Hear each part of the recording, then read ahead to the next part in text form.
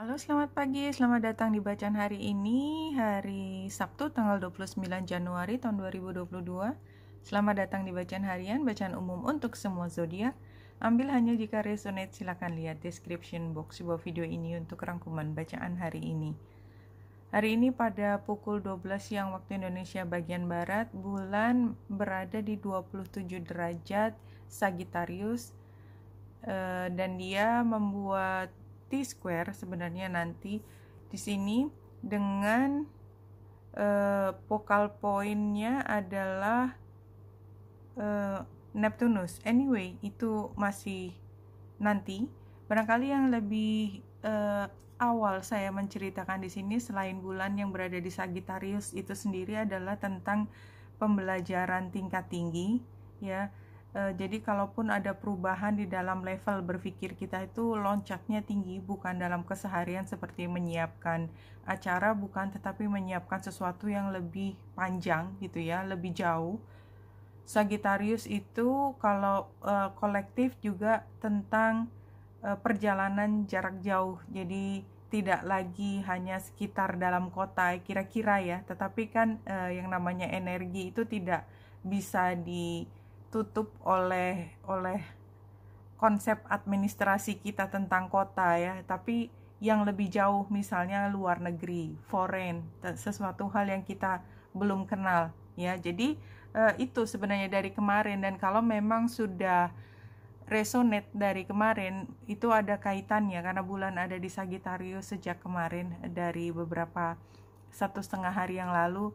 Itu berarti kita kalau memang resonate adalah tentang pembelajaran tingkat tinggi atau perpindahan dari satu tempat ke tempat yang benar-benar jauh, itu berarti memang terkait dengan kita.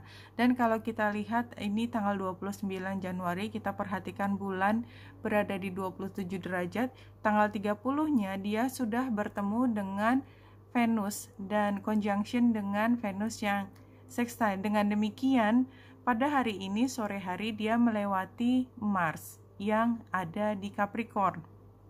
Jadi ceritanya adalah selain kita sudah berpikir tentang perjalanan jarak jauh atau pembelajaran tingkat tinggi dari kemarin yang kalau resonate berarti kita bawa sampai sekarang, maka pada sore hari kita seperti perlu untuk mempersiapkan semuanya, dan ini adalah dorongan yang luar biasa. Jadi kayak, oh ya, saya belum vaksin, jadi saya harus nunggu vaksin yang sekian. Oh ya, jadi kan sepertinya bicara tentang apa yang sekarang, tetapi itu semua adalah prasyarat untuk kita persiapan satu hal yang lebih jauh ke depan.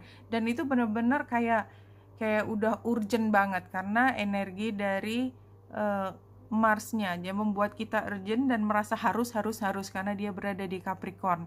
Yaitu yang paling utama. Dan kalau pada gambar ini ya saya ajak bicara yang lebih rumit ya, karena ini garisnya luar biasa. Tetapi pada hari ini bulan membentuk banyak transit yang tidak kentara dengan North Node dan South Node, dengan Merkurius, Pluto, dan Juno, juga dengan Pallas Athena. Jadi ini semua adalah ketika kita benar-benar mencoba untuk memaksimalkan semua yang kita miliki sekarang. Ya, kita belum tahu persis, kayak kita membuat persiapan, oh kita akan berada di tempat yang akan ada musim dinginnya gitu kan. Kita juga nggak tahu musim dingin kapan dan atau musim panasnya atau apapun ya. Intinya adalah ini adalah sesuatu yang masih kita antisipasi. Tapi somehow kalau kita smart enough gitu ya, kalau kita cukup pandai mengantisipasi, kita udah mempersiapkan semua dari sekarang hal yang belum tentu terjadi, tetapi itu adalah tindakan yang pintar gitu ya. Kira-kira seperti itu penggambarannya. Kalau kita masuk ke sini, anyway, sebelum saya masuk ke Rumi, ini kita perhatikan tanggal 29, tanggal 28, ini lihat di Merkuriusnya, ini tanggal 29, tanggal 28 Merkurius itu masih berada di depannya Pluto, tanggal 29 dia sudah di belakangnya Pluto. Ya, jadi intensitas dari emosi yang membuat kita naik turun, ya ini biasanya nature-nya air, tapi bukan gitu ya. Jadi emosi kita naik dan turun karena kita berpikir dengan sangat keras, itu terasa sekali gitu ya. Jadi kayak kita harus lebih pintar tanda petik untuk bisa melakukan hal ini gitu. Jadi bukan sesuatu yang emosinya karena apa ya, perasaan atau sentimen terhadap hal lain, bukan. Jadi emosi yang naik karena kita merasa harus menyiapkan sesuatu secara logis. Dari Rumi, setelah diacak kita ambil yang di tengah, dan yang kita peroleh adalah dance with the divine feminine. Oke. Ini, if a tree could move from one place to another, it would not suffer the pain of the soul or the oppressive wounds. If the sun and the moon stood still like the rocks, they could not offer brilliance. How bitter the taste of water would be if the river stopped its flow, remaining still like seawater. When the seawater rises to become cloud, it loses its bitterness. Jadi ini kayak purification in some way gitu ya. Setidaknya di dalam cara berpikir kita, bahwa semua yang terjadi, yang kita suka tidak suka, itu pada akhirnya semesta akan mengambil alih dan membersihkannya sendiri ya. Jadi kayak misalnya kita nggak suka kenapa harus ada pertentangan ini, tapi hey, dari pertentangan ini kita belajar banyak tentang diri kita sendiri, bukan tentang orang lain, tentang diri kita sendiri. Ternyata kita tidak bisa berada di situasi yang selalu penuh dengan tekanan. Misalnya seperti, oh hey, ternyata yang kita pikir kita itu tidak terlalu mampu, salah. Bukan karena kita tidak terlalu mampu, tetapi tempat ini terlalu kecil untuk kreativitas kita yang jauh lebih besar daripada yang mereka mampu pahami, sehingga kita butuh wadah lain yang mampu mengerti betapa besarnya intelektual kita, something like that ya. Jadi ada perubahan cara berpikir kita, dan kita seperti paham, oh ternyata ini untuk membuka mata saya bahwa dia itu bukan segala-galanya, atau saya itu bukan segala-galanya. Jadi sesuatu yang berubah sama sekali, kita melihat ada option lain, ada alternatif lain dari apa yang kita pikir paling benar, paling indah, paling tinggi, paling tinggi lah. Sorry, saya sampai kehabisan kata. Dan ini kalau kita lihat gambar kunci di sebelah kiri, ini adalah semua yang memang kita harus lewati. Jadi kita nggak bisa bilang ke orang lain, atau orang lain bilang ke kita, hey, kamu itu lebih pintar dari dia, lebih pintar dari bos kamu. Dan oleh sebab itu, kenapa kamu selama ini menderita? Karena bos kamu nggak bisa melihat kelebihan kamu, karena dia memang terbatas. Dan semesta tuh ingin kamu keluar dari tempat ini, karena ada tempat lain yang bisa menerima kamu sesuai dengan inteligensi kamu. Kan nggak bisa dibilangin gitu, ya enggak lah, yang saya lihat bos saya ya nomor 1, paling tinggi, paling keren, paling pintar, dia guru saya, nggak ada yang nandingi dia. Iya, pada periode tertentu betul, tetapi periode ini tidak. Tetapi itu kan kita harus ngalamin sendiri. Oh ternyata dia nggak ngerti maksud saya. Saya mengikuti cara beliau untuk lebih kreatif. Kemudian saya menunjukkan kreativitas saya, dan karena dia nggak terlalu nyampe, akhirnya dia melihat usulan saya sebagai sesuatu yang mengancam, dan kita dikata-katai sebagai yang tidak ngerti lah, yang macam-macam, yang hanya untuk discourage kemampuan kita. Tapi itu kan kita harus nemu sendiri, nggak bisa orang lain bilang kayak apa ya, kita nggak akan percaya kalau kita nggak ngalamin sendiri. Dan oleh sebab itu gambarnya kunci, sampai kita merasa home dengan diri kita. Oh enggak, ini saya yang punya kemampuan ini. Itu harus kita sendiri yang cari, dan kita sendiri yang menghargai. Dan kita nggak perlu tunggu orang lain untuk ngasih tahu ke kita, oh ya kamu pintar. Bos kita dulu ketika bilang, oh kamu boleh juga ya, itu kita udah berbunga-bunga, tapi kita udah nggak di level itu. Sekarang kita tahu bahwa dia levelnya segini, dan ternyata saya punya potensi lebih besar daripada itu. Sehingga pada saat ini kita yang punya potensi lebih besar daripada di tempat kita belajar sebelumnya, itu punya pilihan. Pilihan apakah kita mau tetap di situ atau kita mau keluar dan membuka cakrawala kita yang baru dan bertualang ke situasi yang belum pernah kita datangi sebelumnya. Hanya orang yang punya keberanian yang memutuskan untuk keluar dari comfort zone dan mencoba untuk mencari potensi terbesar dari dirinya. Ini Dance of the Feminine.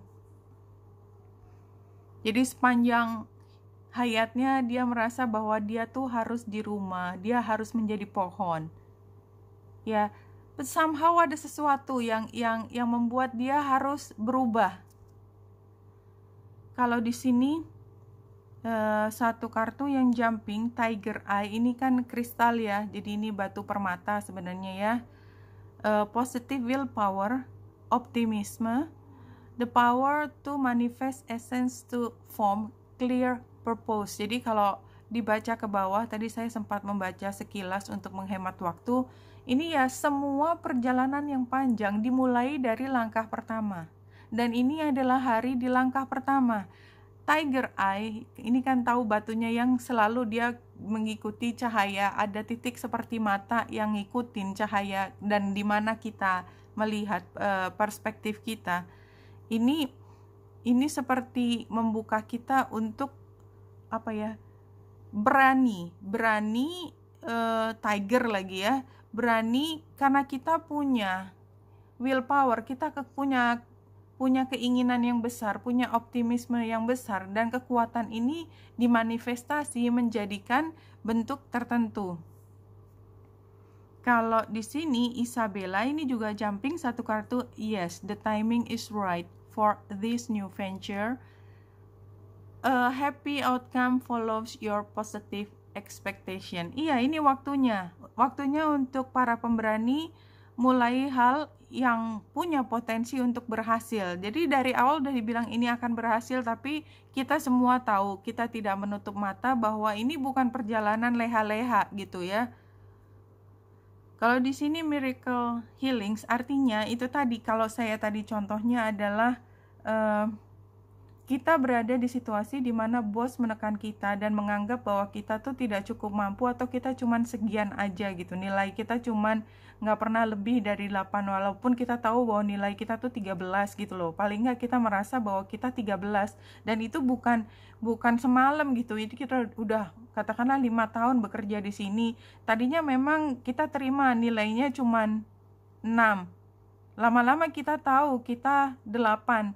Sampai pada satu titik kita nggak lagi 8, kita 10, kita ngerjain dengan perfect, tapi dilihatnya masih 8. Dan bahkan waktu terus berjalan, memang senang bekerja di sini karena banyak hal exciting gitu ya. Kita tahu bahwa nilai kita 13, tetapi setiap kali performance appraisal dapatnya cuman 8, itu udah mentok, itu bilang udah paling bagus di situ, kamu levelnya posisinya di situ, nggak mungkin lebih tinggi dari yang memberi nilai.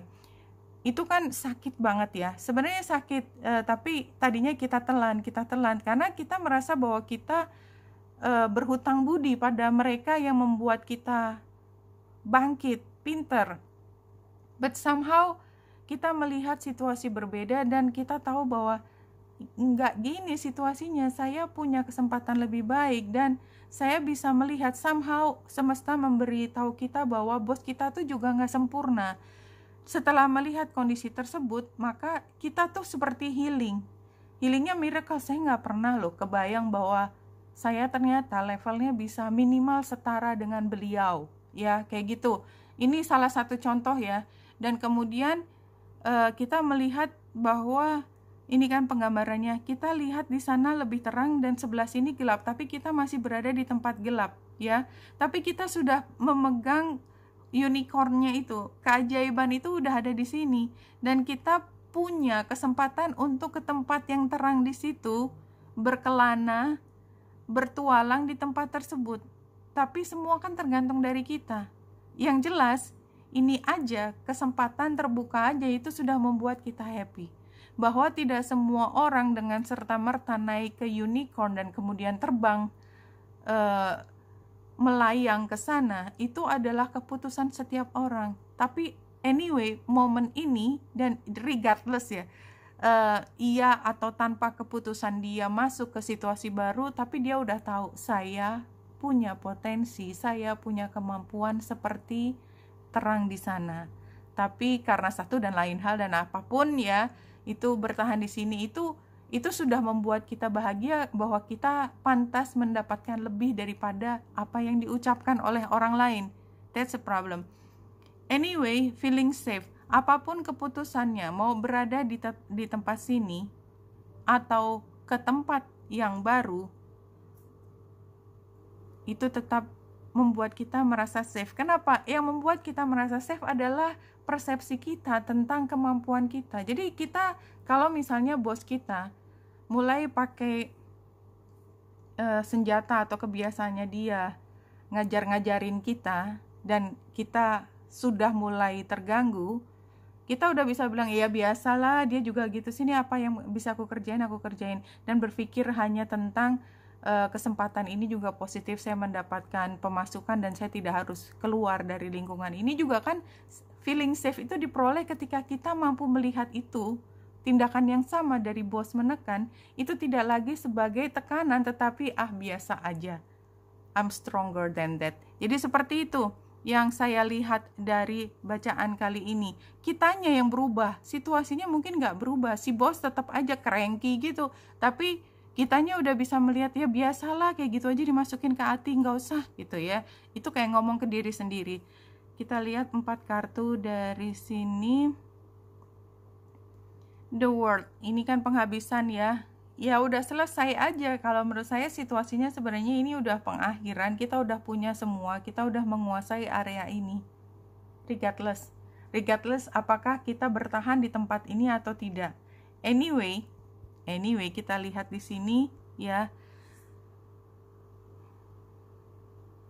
Iya, kalau saya lihat ini kan seharusnya dia pergi keluar tadi ke pintu gerbang dan melayang jauh dengan unicornnya, dengan keajaibannya, dia bertualang ke tempat baru. Tapi kalau penggambaran di sini kebalikannya. Jadi seperti saya sampaikan, di depan biasanya menggambarkan konsep besarnya, energi apa yang disediakan, tetapi bagaimana itu selalu kita yang memutuskan. Dan di sini seperti penggambaran kalau ada alternatif keputusan yang lain ketika kita tidak mengambil hal tersebut ya. Ini penggambaran Queen of Swords sebagai tantangan adalah kita yang kalau ngomong tajam, sinis. Orang yang sinis itu biasanya orang yang punya kemampuan tinggi, dia pinter banget, tapi dia kecewa, frustrasi, dan dia tidak terlalu menghargai orang lain karena dia merasa dirinya dia tidak dihargai. Jadi apa aja sudah langsung dipotong dari awal. Jadi kalau ada ide baru gitu ya, udahlah gue udah pernah dengar itu. Jadi dia tidak bersemangat dengan ide-ide baru yang muncul dari orang-orang baru yang masih belajar. Dan itu sebenarnya adalah penggambaran dari bos kita tadi, yang kalau saya gambarkan. Anyway, kita akan menjadi seperti bos kita kalau kita tidak keluar dari lingkungan ini. Nah, kalau sini kan sarannya ini berbaik hati. Menurut saya apapun. Tadi kan pilihannya 2, kita tetap berada di tempat ini atau kita keluar. Keduanya tetap satu. Sarannya adalah Page of Cups. Semua komunikasi yang keluar dari mulut kita adalah tawaran tentang cinta. Cinta tanda petik ya, bukan yang rusuh-rusuh di kantor, bukan. Yang kita ucapkan adalah hal yang baik, dengan maksud baik, dengan penghormatan, dengan respect. Karena kalau kita komunikasi, kita tidak pernah menempatkan diri kita lebih tinggi, minimal setara. Kalaupun setara, berarti kita juga menawarkan hal yang positif, sama aja. Ya, di sini yang menjadi, karena ketika kita sudah berada di level yang lebih tinggi dan kita adalah tipe yang matang, maka kita tidak seperti Queen of Swords di tempat tantangan. Queen of Swords sendiri kalau tidak di tempat tantangan, dia mampu mengendalikan kapan dia mau ngomong yang nyakitin, which is dia sangat capable ya, dia akan sangat mampu. Dia mau bikin luka dengan pedangnya itu ke siapapun, oh dia bisa. Tapi dia kan pegang kendali dan tangannya dia di kiri lebih maju. Artinya dia yang kendaliin, dia mau ngomong pakai kehalusan hati atau tangan, tapi dia bisa untuk melukai orang dengan satu sabetan langsung ke titik center yang paling menyakitkan. Pernah ketemu orang seperti itu? Ya, kira-kira seperti itu. Dan memang biasanya perempuan yang paling pinter nyakitin perasaan hanya dengan satu kata atau hanya dengan kerlingan mata. The law of attraction guarantees you will always get more of what you are. The law of attraction ini kan cerita tentang kalau kita menginginkan sesuatu, maka kita sudah melihat itu sudah berada di tangan kita. Kita nggak kehausan. Jadi kalau kita butuh untuk diterima, maka kita merasa diri kita sudah diterima dan kita jalan dengan penuh kepercayaan diri, langsung berkomunikasi seolah-olah mereka adalah orang yang menghormati kita. Dalam kenyataannya orang lain bisa memberi kita blow segala macam, tetapi karena keyakinan kita nggak gampang terpengaruh ketika mereka mengeluarkan blow-nya itu, blow tanda petik ya, kalimat-kalimat yang seperti Queen of Swords berada di tantangan tadi. Enggak, itu tidak membuat kita kecil hati, terluka, dan membuat kita ingin melakukan hal yang sama kepada mereka untuk menyakiti mereka. Enggak, biasa aja. Fokus balik, kita melihat ke mereka, muka kita palingkan lagi, bukan ke ucapan orang-orang atau orang yang bicara, kita palingkan muka kita ke kreativitas yang ingin kita wujudkan. Itu kuncinya di situ. Dan dengan demikian, kalau kita tadi punya keyakinan tentang apa yang kita miliki, ya kita nggak kehausan, kita biasa aja, percaya diri, law of attraction, itu justru akan membawa kita ke tempat yang kita inginkan. Jadi for your information ya, jadi kita sering berada di tempat dan tidak nyaman. Dan apa yang kita lakukan? Ngomel. Sungguh ngomel itu, baik ngomel ke diri sendiri atau orang lain, itu sangat tidak menarik. Sangat tidak menarik buat diri kita sendiri, kita makin down, buat orang lain apalagi. Ya nggak menarik. Dan itulah sebabnya, maka akhirnya kesempatan untuk mendapatkan peran yang lebih positif itu juga lepas dari kita. Karena kita ngomel, belum apa-apa kita udah ngomel, gitu. Nggak mau kalau gitu susah. Padahal dengan mengambil kesempatan tersebut tanpa ngomel, kerjain aja, nggak usah pakai pikir panjang, maka kita punya kesempatan untuk menunjukkan kita setiap dikasih tugas, apapun tugasnya, semua kita bisa kerjakan dengan baik. Dan kemudian dia akan mengundang lebih banyak tugas-tugas penting datang ke dia. Kenapa? Karena kita dipercaya mampu untuk menyelesaikan semua tugas dengan baik, tanpa melihat itu sebagai omelan atau satu tugas yang luar biasa sukar. Enggak, semua tugas biasa aja. Oke, Wenita Indrasari di sini, semoga membantu. Salam hati dan cahaya.